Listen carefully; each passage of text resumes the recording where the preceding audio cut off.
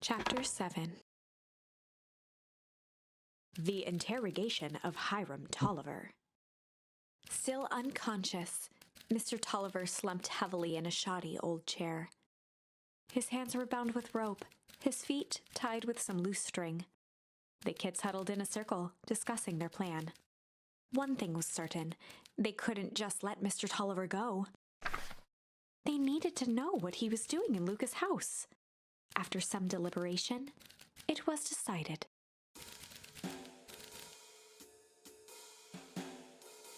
Oh no. They'd run the classic good cop, chill cop interrogation. Yeah, this is gonna work. I handle this. I just gotta play cool. Luca walked calmly to the light switch, flicking it off and on a few times. Mr. Tolliver shook his that head, light bulb. gathering his wits. Golly, sure got my bell rung. He looked over to find Luca, who returned a calming grin. Sorry, Mr. Tolliver. This was all a big mistake. Luca, what's going on here? Why do you have me strapped down? No one's fault, really. Rollo just got a little startled. Rollo's here? Rollo and Beck emerged from hiding to give a timid wave. Well, alright. Mistakes happen. You kids gave old Hiram a good scare. Let's just get me out of these ropes and call it even. Luca glanced over to Rollo and Beck, who replied with skeptical looks. Mr. Tolliver, why are you in my grand's basement? I'm here to help, of course. Help with what? What's my gran up to? If you just cut me loose, I can show you. How do I know we can trust you? Mr. Tolliver exhaled with disappointment. Luca, have I ever done wrong by you? No. And since your gran moved to town, haven't I been nothing but welcoming? Yeah. But why should I turn my back on your family now? It's just... all this stuff seems pretty weird. A board with names of people from town. An archive of my dad's old disturbing patient notes. Luca gestured to the corner. Barrels of explosives. I can explain everything. You just need to untie me. You kids deserve an explanation. Luca looked again to Rollo and Beck. This time they shrugged. Luca began to slowly loosen the bindings. Mr. Tolliver gently rubbed his wrists. It's a good lad. This'll all make sense in time. He edged imperceptibly toward the stairs as he spoke. You see, this town has secrets, Luca. Very dark past indeed. Before the kids had even noticed his movement, Mr. Tolliver was at the light switch. A past that must be brought to... He punctuated his final words by flicking the switch and rushing up the stairs. Light. Do Beck darted to the wall and turned back on the lights. It was too late. Rollo confirmed what they all heard. You just knock this down here. Mr. Tolliver's muffled voice came from behind the door. Wasn't lying, you know. This is for your own good. You kids just keep tight down there. And let us adults handle this. They looked bewildered at each other. Play it cool, huh? Not now, Beck. They heard the staccato thump of quick steps exiting the house. The kids looked down in resignation. This isn't how it goes in Hank Atomic. For some reason, they'd always assumed it was up to them to save their town. Luca opened his mouth, hoping to conjure some magical words to make this right. Only a hollow croak escaped. The end. Ribbit. Well, we certainly aren't going to find a grand resolution to our tale locked in a basement. Back to the drawing board. What a cute drawing. Take two. They'd run the classic good cop, hard cop interrogation. Rollo brandished a steely gaze. I've got this. Read about it 100 times.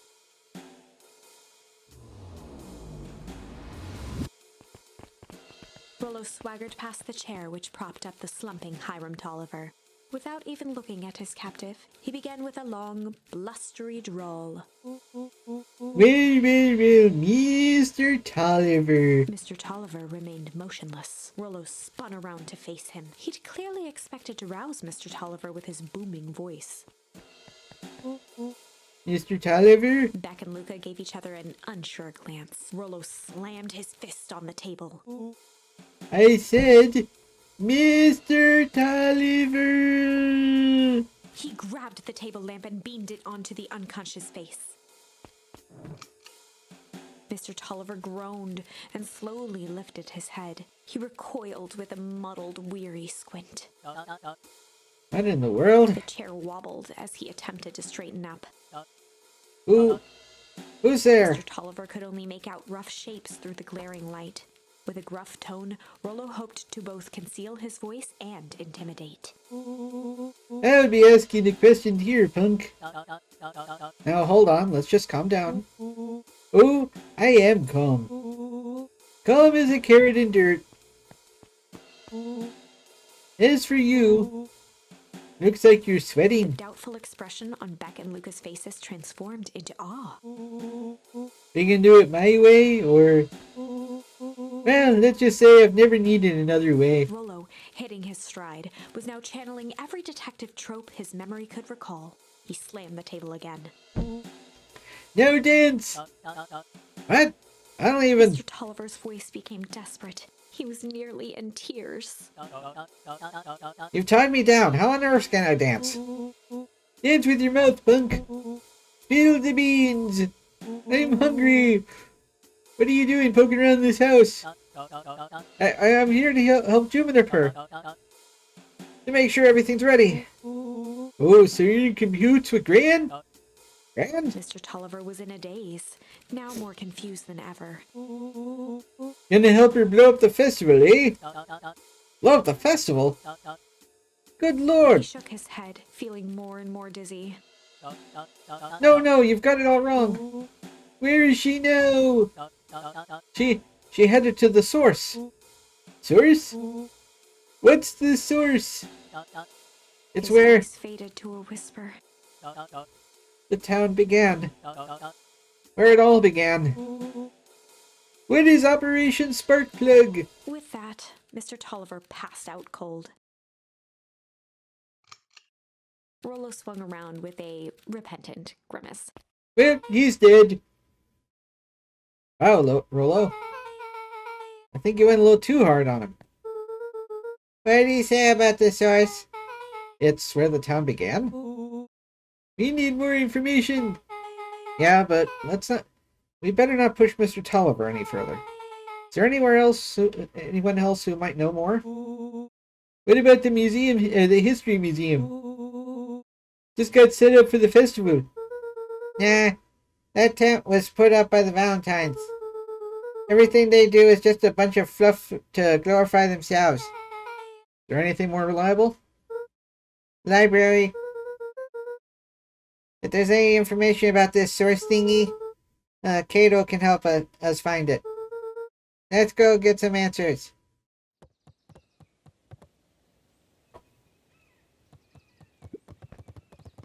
Puppy. Hey, Jace. Oh, hey, Luca. Have you seen the new issue of Hank Atomic? Not yet. No spoilers, please. It's awesome. It's a flashback. No spoilers, please. You get to see how mild-mannered Henry Adams becomes Hank Atomic, man of space just... Jace! No! Spoilers! Oh, sorry. My point is you're gonna love it. Alright, Jace, catch you later. Roger that, Space Cadet. You're really gonna love the, like, page 5 when they end up showing the death of... Jace! This is a dang nice library. Thanks. We work hard on it. Aren't you a little young to be a librarian? Oh, Kato hung out here so much, eventually they just gave him a set of keys. I keep an eye on the place for Miss Novak sometimes. They got you working for free? It's quiet and I get access to all the books I can read. What more could a person want? Fair enough. What can I do for you all? We need a favor. I already told you and Rollo. I can't put you on any higher on the wait list for the next Ankatomic. And if you're here with more candy, I'll have you know I can't be bought. Personal code of conscience. Actually, we're looking to do some research. Now you're speaking my language. What are you looking for? That's the thing, we sorry don't know. What do you got in the history of the town? There's a county record archives. What's in those? Births, deaths, newspaper clippings, stuff like that. Pretty boring reading. But they do go all the way back to when the town was founded. Great, let's start there. Chapter 8. 6 feet under, 3 towns over. The kids spent the rest of the afternoon combing through dusty piles of old county records, desperately searching for anything that could help them make sense of Mr. Tolliver's cryptic utterance. Luca tried to shake the thought of Gran's basement, but his focus wavered. Explosives, messages hidden in jam, dossiers on various town figures, and a corkboard threaded with photos. Gran was the only family he had left. He still couldn't bring himself to believe the worst. But the old map with the symbol of explosives in town square made that difficult. As the sun began to set, the kids were no closer to the truth.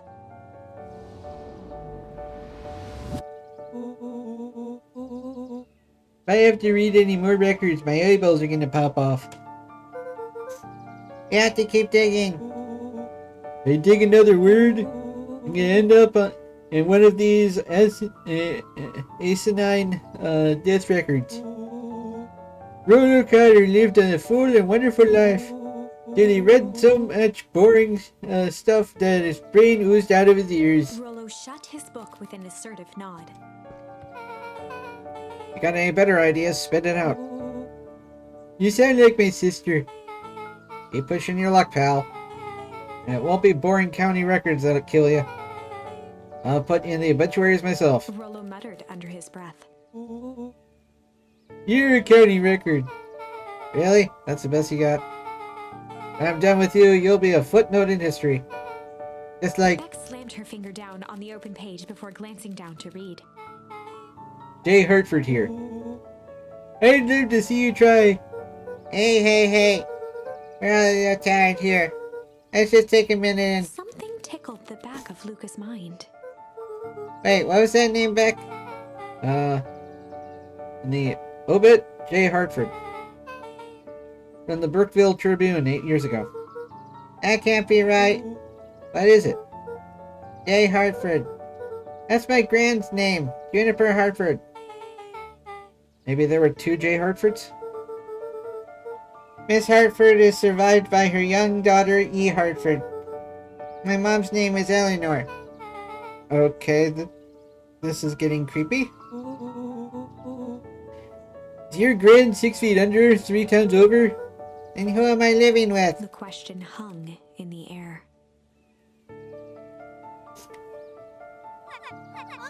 Alright, gang, I'm closing up for the night. Beck rubbed her eyes. How late is it? Almost 10. Ooh, Pa's gonna kill me. I gotta go. Yeah, my parents will be worried sick. Okay, let's meet up early as we can at the festival tomorrow. What are you gonna do about the unconscious man in the basement? I think it's something.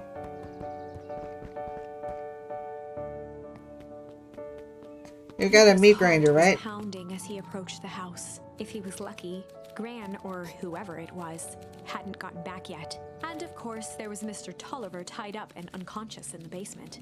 Dealing with him would be the first order of business. Luca shook out his arms to calm his nerves before entering. Uh-oh. He held perfectly still, tempering his breath, and listened closely. She was asleep. His only hope was that she hadn't found Mr. Tolliver before dozing off.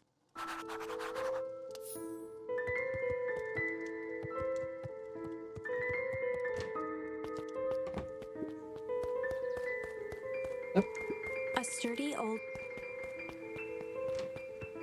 I get the feeling I'm about to use that.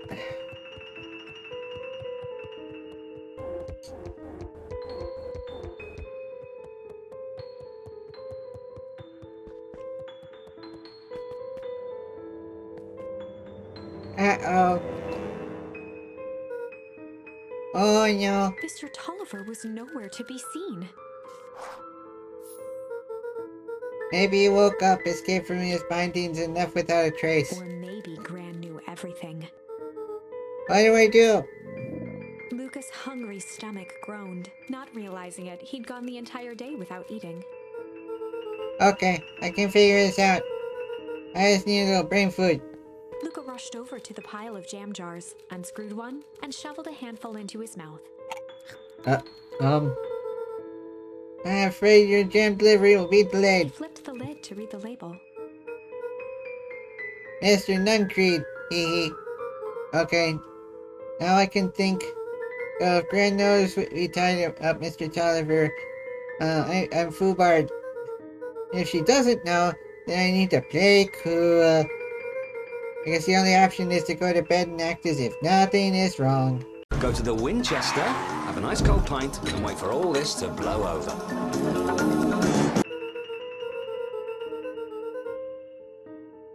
And will think Mr. Tolliver finished what he was sent to do and left and, when he was done.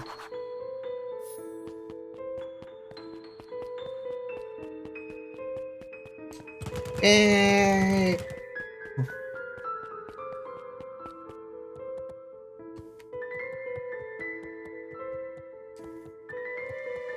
Uh-oh. Gran? Okay, stick to the plan. Go to bed. Stay cool. As Luca climbed the final stair, the emotion of the day dragged heavily on him. With each consecutive step, his legs weakened. His stride began to falter. He tried to grab for the railing to steady himself. Something was wrong. Come on, legs. Just a few more steps. Luca groaned and tried to move. His limbs might as well have been bolted to the ground. Through numb lips, he mumbled just before falling asleep. Yeah.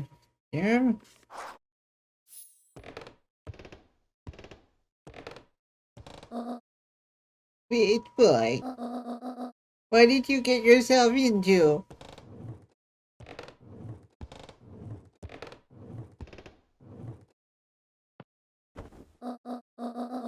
Rest now and let me handle everything. Thank you all for watching. You're welcome to come see me record these episodes live at twitch.tv/SuperBunnyBun. You can also come say hi on Twitter at SuperBunnyBun. But most importantly, I'd really appreciate it if you could like yourself, comment about how awesome you are, and subscribe to Happy Thoughts. And until next time, stay spicy and huggable. Bye!